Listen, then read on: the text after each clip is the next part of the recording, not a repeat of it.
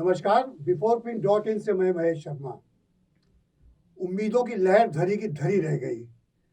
जब बजट पेश करने निर्मला सीतारमण लोकसभा पहुंची तो लोकसभा अध्यक्ष ओम बिरला ने मुस्कुरा कर कहा, आज तो डिजिटल बजट पेश करेंगी। उन्होंने भी हौले से मुस्कुरा दिया। ऐसा लगा कि कुछ नया होगा, लेकिन क्या? इनकम टैक्स स्लैब के बारे में बजट बिल्कुल खामोश, यानी कुछ भी नहीं हुआ। उम्मीद थी कि कुछ होगा, क्योंकि जो सर्वे हुए थे पहले, तो जनता की अपेक्षाओं में जो सबसे बड़े ये कहिए कि लोगों को अपेक्षा थी कि इनकम टैक्स में रियायत मिलेगी, लेकिन ऐसा नहीं हुआ। इसके साथ ही साथ जो नया आया वो डिजिटल करेंसी की बात कही गई कि आरबीआई को ये डिजिटल मुद्रा रिलीज करेगी। क्रिप्टो करेंसी में 30% टैक्स बढ़ा करके हम चीज़ों को और बेहतर करेंगे, अर्थव्यवस्था हमारी सुदृढ़ होगी।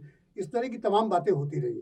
तो आज बजट पर चर्चा करने के लिए हमारे साथ मौजूद हैं tax consultant, income tax bar association के past president, merchant chamber of Uttar Pradesh के जीएसटी कमेटी के चेयरमैन संतोष गुप्ता। संतोष जी नमस्कार।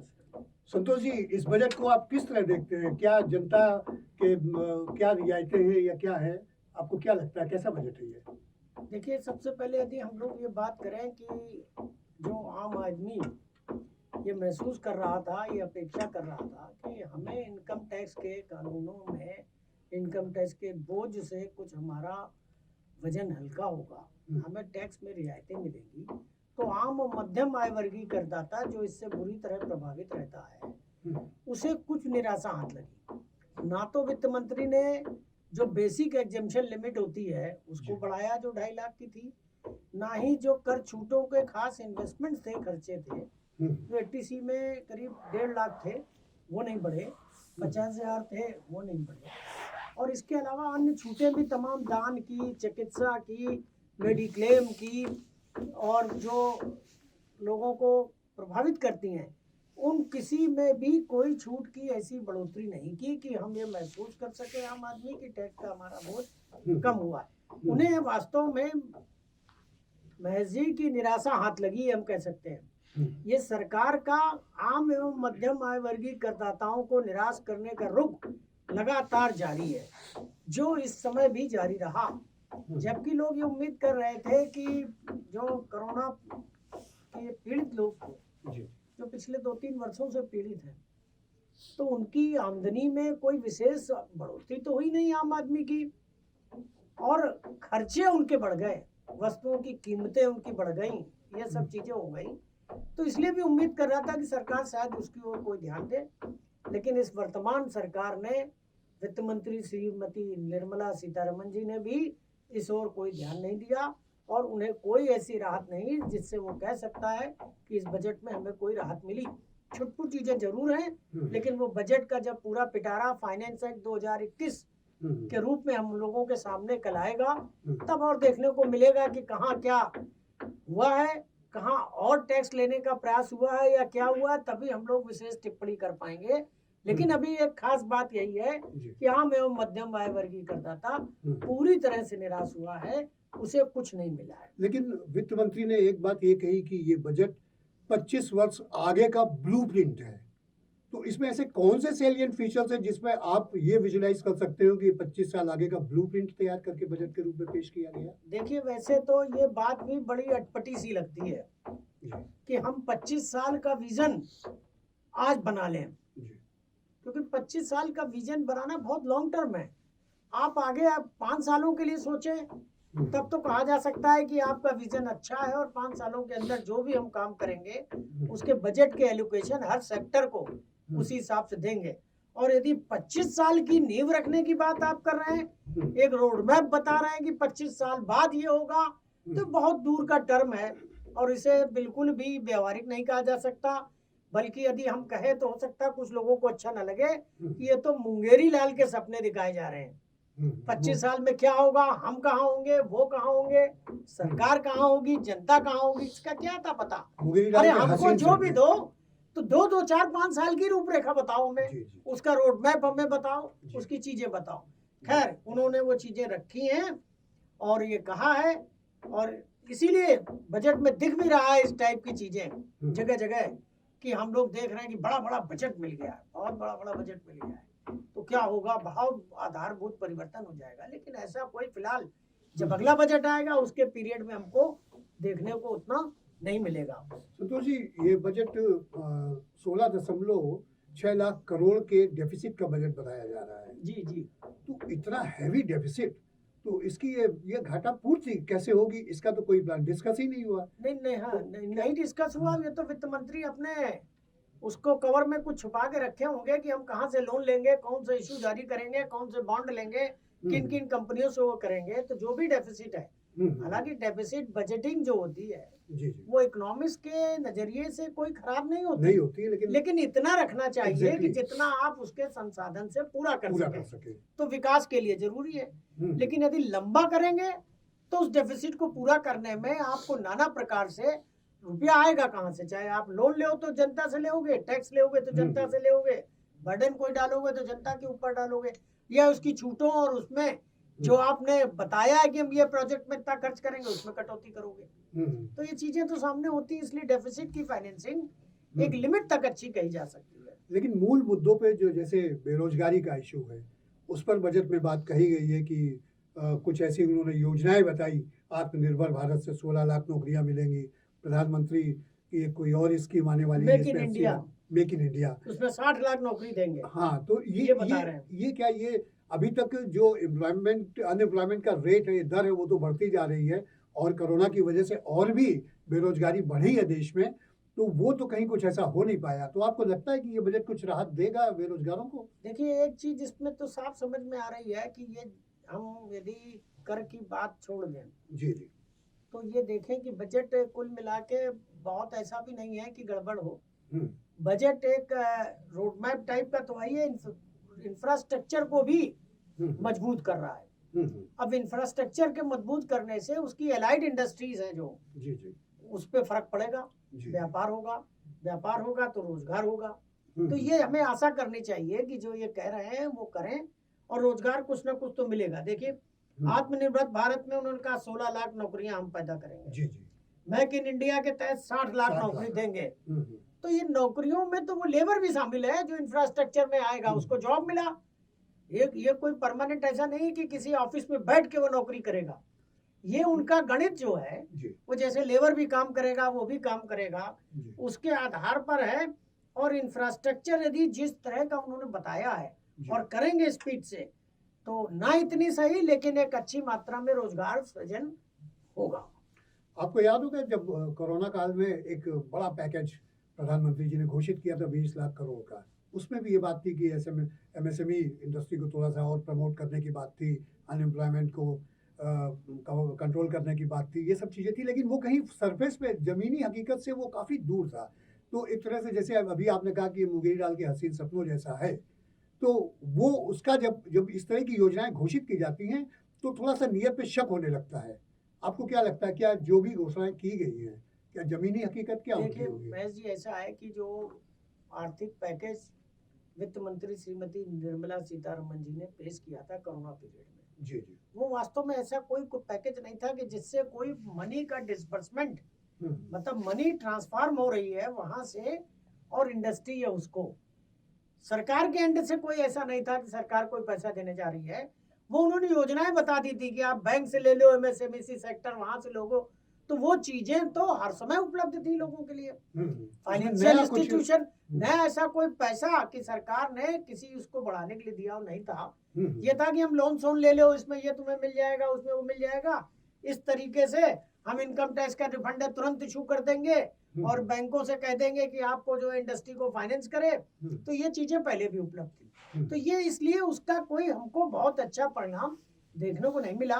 लेकिन जो एक व्यवहारिक चीज है, जो कहते हैं कि औद्योगिक गति या किसी के विकास की गति, तो जब कोरोना के संक्रमण समाप्त हुए तो उस बीच में अपने देश की जो विल पावर है, आदमी के काम करने की जो क्षमता है, तो उसने इतनी विपरीत परिस्थितियों के बाद भी, बावजूद भी अपना व्यापार, अपना उद्योग, अपनी अर्थव्यवस्था, यहाँ के लोगों का हिंदुस्तानी जज्बा, ये सब मिला के ट्रेड और इंडस्ट्री ने अपनी लाइन रफ्तार पकड़ ली, गति की, और वो पकड़ी तो वो स्वतः आई। सरकार का एक कह सकते हैं हाथ तो हो सकता है कि हाँ भाई चिंता मत करो हम हैं, लेकिन वो यहाँ के लोगों को क्रेडिट उसको ज्यादा जाएगा, सरकारी संसाधन के उसकी उपलब्धता का जो पैकेज था वो नहीं था। लेकिन यदि इस बजट की बात करें तो हम ये जरूर कहना चाहेंगे कि ये बात ठीक है कि हम मुंगेली लाल के सपने की बात करते हैं, लेकिन फिर भी हमें आशावादी होना चाहिए।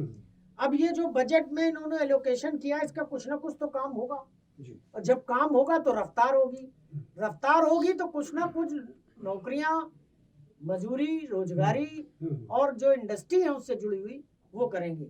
आप इसमें देखिए, जैसा 2-3 बजट चीजों में बहुत अच्छा वो है कि रियल एस्टेट को भी इन्होंने कहा कि हम 48,000 करोड़ रुपए देंगे पीएम हाउसिंग लोन के लिए। पीएम हाउसिंग में 80 लाख मकान बनाए जाएंगे लोगों के लिए।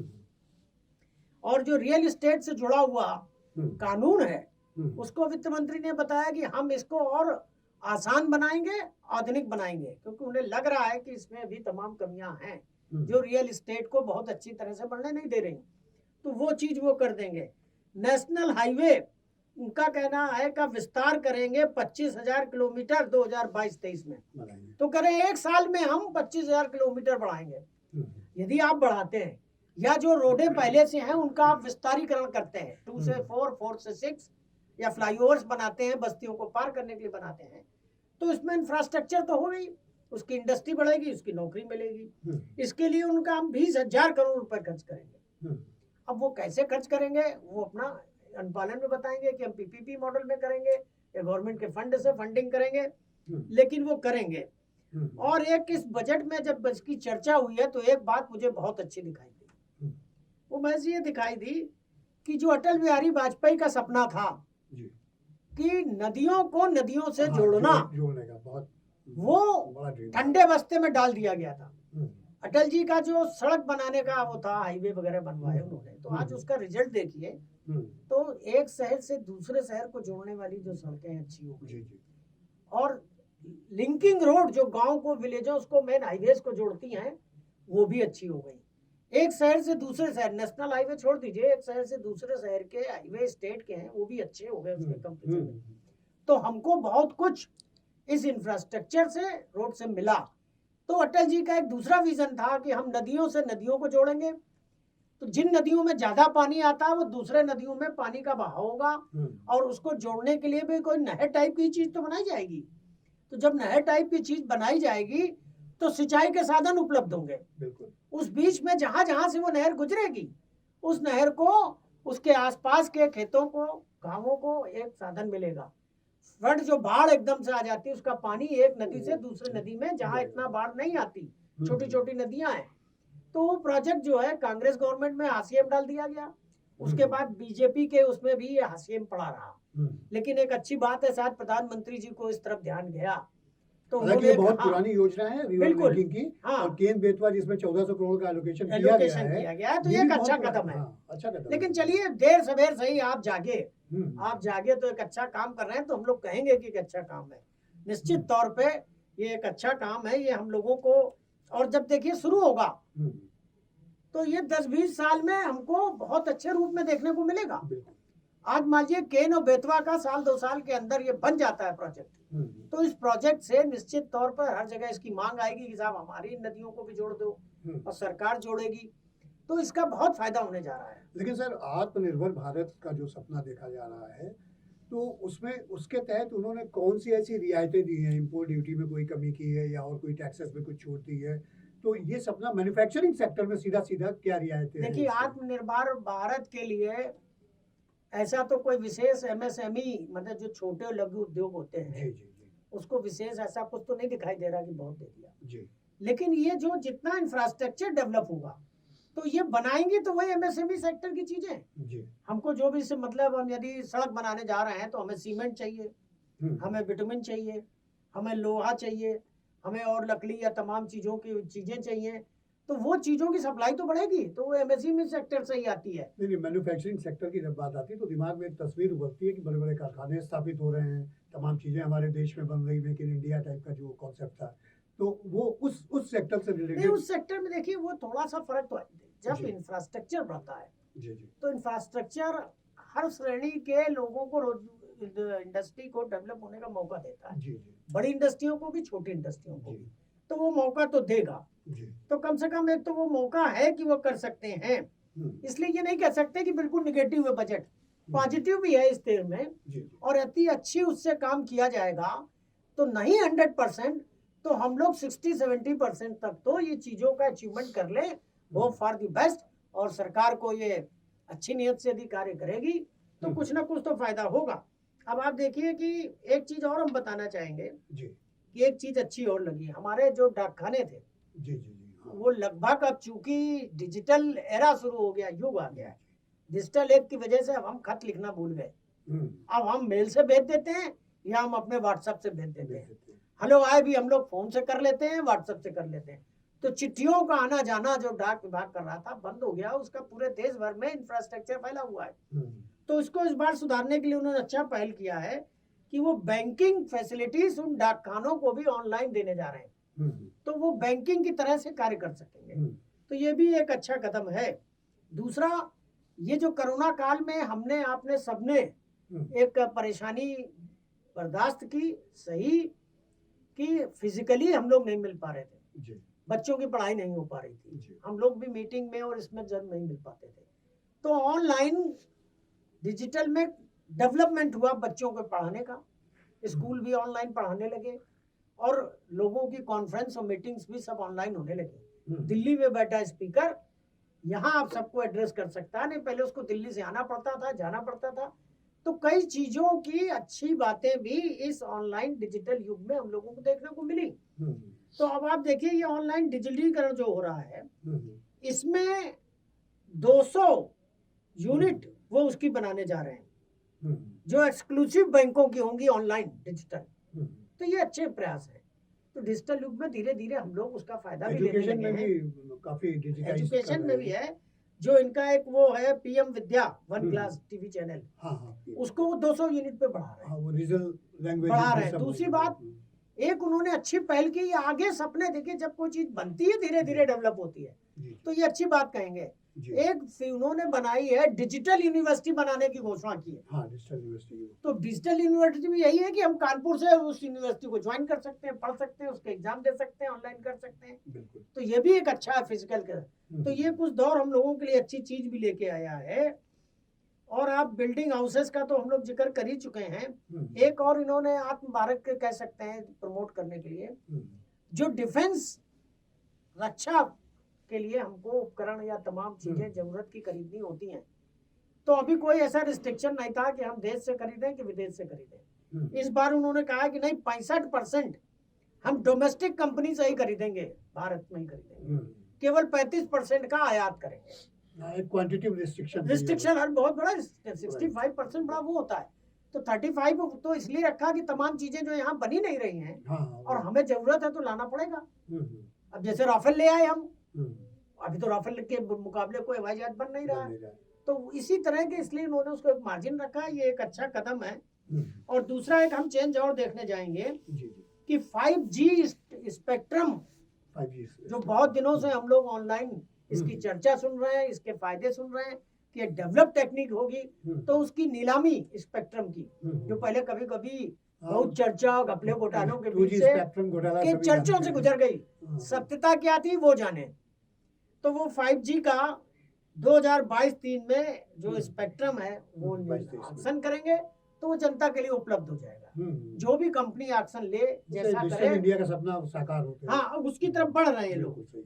दूसरी एक चीज और इसमें कह सकते हैं कि आरबीआई डिजिटल करेंसी जारी करेगी। हाँ, एग्जैक्टली मैं उसी पे आने वाला था कि डिजिटल करेंसी, इससे अर्थव्यवस्था पे क्या असर पड़ेगा। देखिए, इसमें अर्थव्यवस्था में फर्क करने की तो कोई खास बात हम नहीं समझते कि क्या चीज हो जाएगी। ट्रांजैक्शन ट्रांजैक्शन इजी हो जाएंगे, डिजिटली हो जाएंगे। तो डिजिटली हम लोग ट्रांसफर अभी भी हो रहे हैं गूगल पे, नहीं अभी हो रहे हैं। लेकिन देखिए, इसका मुख्य उद्देश्य जो मुझे समझ में आया क्या था कि आरबीआई की जो डिजिटल करेंसी जारी होगी, कि जो आप समझिए ये क्रिप्टो करेंसी, ये बिटकॉइन वगैरह थे, क्रिप्टो करेंसी, हाँ, और जो विदेश भर में लोग इससे प्रभावित है।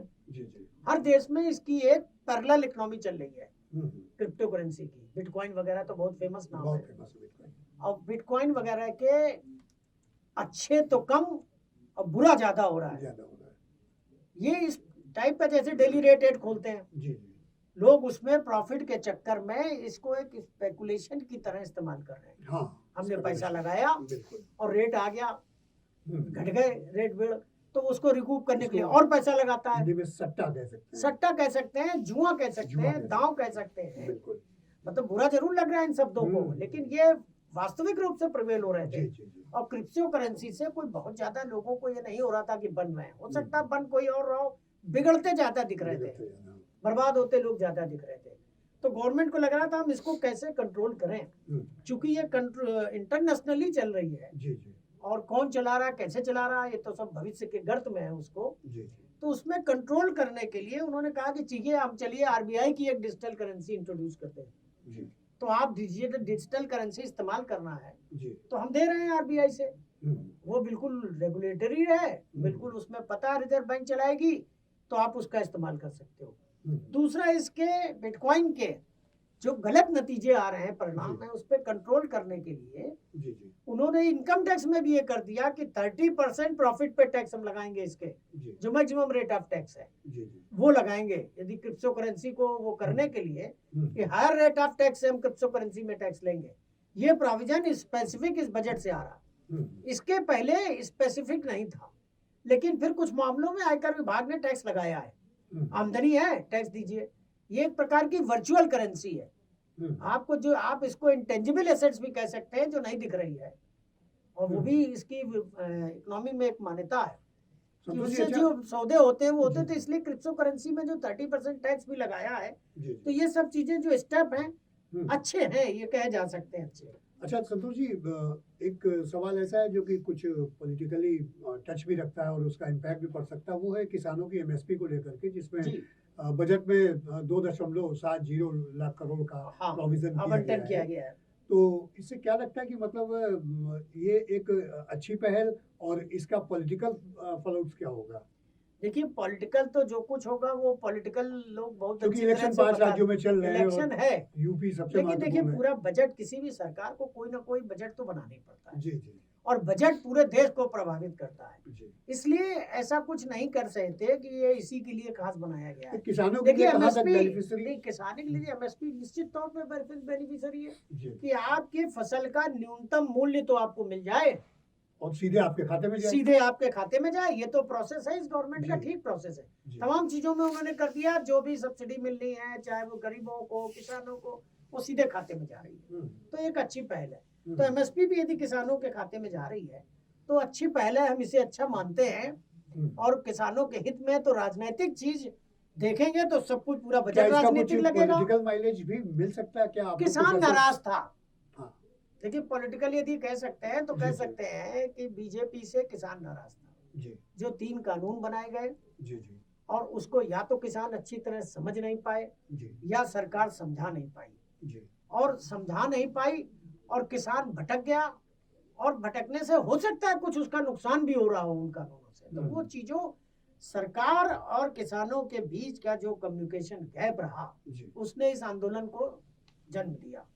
और पॉलिटिकली आखिर यही हुआ कि सरकार को इन कानूनों को वापस लेना पड़ा, क्योंकि किसान सफर कर रहा था। किसान इस देश का एक अच्छा खासा वोट बैंक भी है, जी जी है ना, और पूरे देश में फैला हुआ है जी और बड़ी मात्रा में फैला हुआ है। जी तो इसीलिए वो स्टेप उठाया था। और उस समय ये चर्चा आ रही थी कि एमएसपी सरकार निर्धारित करेगी नहीं करेगी, ये बात अंधेरे में है। जी किसान चाहता था कि इसके बाद भी आप हमें एमएसपी का आश्वासन दें। तो उन्होंने इस एमएसपी के लिए एक रकम अलॉट कर दी कि हम इस समर्थन के लिए 2.37 लाख करोड़, उन्होंने कहा है कि हम इसको धान की खरीद, गेहूं और धान की खरीद के लिए। क्षमा कीजिए, मैंने फिगर गलत बता दिया था। नहीं, कोई बात नहीं। 2.70 नहीं, हाँ, 2.37 लाख गेहूं और धान की खरीद के लिए किसानों को मिलेगा। तो ये एक अच्छी पहल है। इसको हम लोग राजनीतिक उससे न देखें, किसानों के हित में है। किसानों के हित में है। और ऐसे तो सभी चीज लगेगा कि हम पूरे हित में बजट कर रहे हैं, कि सेंट्रल गवर्नमेंट का बजट है। फिर भी देखिए, यदि इसको हम जहां तक समझते हैं, देखिए लोग चर्चा कर सकते हैं इसी, लेकिन कोई भी सरकार यदि बजट बनाने जाएगी तो पूरे देश के नजरिए को ध्यान में रखती है। और इस नजरिए से हम यदि कहने लगेंगे सारा पॉलिटिकल लाभ होगा, तो जो ये बड़े बड़ी योजनाएं बनाई गई हैं सब हो जाएगा कि उसी में हाँ। नजरिया से देखेंगे नहीं, तो क्योंकि सब किसान आंदोलन राजनीतिक एक साल तक आएगा। पूरा आंदोलन चला और तमाम नहीं चीजें वो होती तो रही। निश्चित सरकार ने तो उनकी बात इसलिए मानी, और इलेक्शन हो रहा है 100% मानी, और चुनाव है इसको देखते हुए और अपना जो उन्होंने स्टैंड है उसको क्लियर किया, तो कुछ ना कुछ तो फायदा मिलेगा ही। अच्छा, कुछ ऐसी चीजें जो कुछ सस्ती हुई, जैसे कपड़ा है और आपका कृत्रिम ज्वेलरी है और पत्थर जो स्टोन वगैरह होते हैं, देखिए वो हीरे और कृत्रिम हाँ। कट डायमंड पॉलिश में किया है मोबाइल भी सस्ता जी होने जी। की ये संभावना देखिए है। ऐसा, ये जो कस्टम ड्यूटी का टैरिफ है, जी जी वित्त मंत्री ने अपने बजट में कुछ चीजें बताई हैं, जी। तो पूरी ज्वेलरी में मुझे नहीं लग रहा कि ये कस्टम ड्यूटी कम हुई है, सिर्फ कट एंड पॉलिश डायमंड अच्छा जेम्स हाँ। ऐसा दिख रहा है। लेकिन जब बजट की पूरी कापियां हम लोग पास आएंगी प्रिंटेड, तब हम लोग समझ पाएंगे। अब कस्टम टैरिफ है उसके बारे में बजट वित्त मंत्री ने कई चीजों में कहा, जैसे हम कस्टम ड्यूटी कम कर देंगे विदेशी आइटमों में, कपड़े में, उसमें और चीजों में, तो वो तब हम लोग अच्छी तरह समझ पाते हैं जब हमारे पास बजट की कॉपी आ जाती है, तो उसमें सब चीजें दिखने लगती हैं कि ये रेट कम किया, पिछला क्या था, ये क्या था, तो उसका एक कंपैरिजन हो जाता है। तो वो हम लोग फिलहाल अभी इसमें समीक्षा करने की स्थिति में नहीं है, लेकिन जब आ जाएगा तो इस पे हम लोग जरूर बात कर सकते हैं। अंत में नटशेल में हमारे दर्शकों को बताइए कि बजट जो पेश किया गया है, तो उसमें जो आपका नजरिया है उसको थोड़ा सा एक सिनॉप्सिस। देखिए हमारा तो जो नजरिया बनता है जी, तो आम व मध्यम आय वर्गीय करदाता तो निश्चित रूप से निराश हुआ है, उसको कुछ खास नहीं मिला। एमएसएमई सेक्टर भी जो बहुत ज्यादा उम्मीद कर रहा था उसको उतनी नहीं मिली। जो इंफ्रास्ट्रक्चर डेवलप होगा उससे उसको कुछ प्रभावित होगा, उसको रियायतें मिलेंगी। और यदि इंफ्रास्ट्रक्चर में जोर दिया गया, डिजिटल में जोर दिया गया, डिजिटल एरा को एजुकेशन से भी कंसल्ट किया गया, एक डिजिटल यूनिवर्सिटी भी बनाई जा रही है, ये सब चीजें जो हैं ये जाके विकास को कहीं ना कहीं गति देंगी। 400 नई वंदे भारत ट्रेन भी चलाने के लिए उन्होंने कहा है। हाँ, कि 400 वंदे भारत नई, और वंदे भारत ट्रेन यदि चलेगी तो रेलवे का इंफ्रास्ट्रक्चर डेवलप होगा। यदि उस तर्ज में चलती, चाहे वो पीपीपी मॉडल से मैनेज करें या अपने फंड से मैनेज करें। तो अभी जो वंदे भारत चल रही है, हालांकि प्राइवेट सेक्टर के हाथ में है, तो लेकिन हम लोग देख रहे हैं कि उसका रिजल्ट अच्छा है। लेकिन टिकट महंगा है। नहीं तो भाई जब प्राइवेट वाला है तो सही कीमत वसूलेगा, सरकार की तरह पब्लिक उसमें तो नहीं करेगा। कोई भी हो, आज हम ले लें, आप ले लें, तो हम तो प्रॉफिट कैलकुलेट करके चलाएंगे। तो लेकिन होता क्या है, नहीं होता क्या है, नहीं देश के नागरिक के लिए और ट्रेनें हैं, बंद कहाँ हो गई? वो तो सही है, लेकिन बस नहीं तो जो आप अच्छे क्लास में चलना चाहते हैं तो आप पे एंड स्माइल, बाकी ट्रेनें तो आपके लिए यही है, कहाँ खत्म हो गई? मान लो दिल्ली से और वो चल रही बनारस तक, उदाहरण के तौर पे, तो दिल्ली का हो रहा है। ये चीजें तो देखिए सरकार को सोचना है कि थोड़ा इतना ज्यादा ना करें।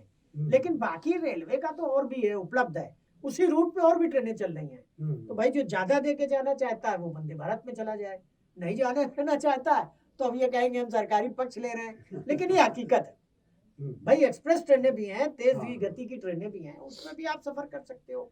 रेलवे को और कुछ खास इसके अलावा नहीं, और तो कुछ खास ऐसा नहीं दिखा। अब जो बजट स्पीच में था वो मेन यही है। आपको लगता है कि रेल बजट और मेन बजट में मिला करके कर रहे हैं तो अलग अलग होता तो ज्यादा बेहतर होता? नहीं, इसमें देखिए ऐसा है, ये कोई अच्छी बात है कि रेल बजट और आम बजट मिला दिया गया, क्योंकि मान लो उसमें क्या था, हम बहुत विस्तार से बताते, इसमें हम जो कह रहे हैं इसमें बताते तो वही है, बजट स्पीच में हम बताते तो वही है, आंकड़े तो आते हैं। अब उसमें जैसे लॉस पे जा रही, घाटे पे जा रही, ये सब चीजें हो जाती थी, वो अब हमारे सामने इसमें नहीं आ पाती कि रेलवे की कुल ग्रास रिसीव कितनी है, रेलवे का एक्सपेंडिचर कितना है, हम घाटे पे जा रहे हैं कि हम प्रॉफिट में जा रहे हैं। वो आंकड़ा या तो आर्थिक सर्वे में दिख सकता है या वो दे दें, अदरवाइज बजट से उन्होंने उतना ही पार्ट रखा है, तो इसमें कोई ऐसी बात नहीं लगती कि कोई नुकसानदेह है। धन्यवाद, बहुत बहुत धन्यवाद संतोष जी, आपने हमारे दर्शकों को काफी कुछ बजट के बारे में जानकारियां दी। नमस्कार। अगर आपको हमारा वीडियो पसंद आया हो तो इसे लाइक करें, सब्सक्राइब करें और साथ ही बेल आइकन दबाना ना भूलें।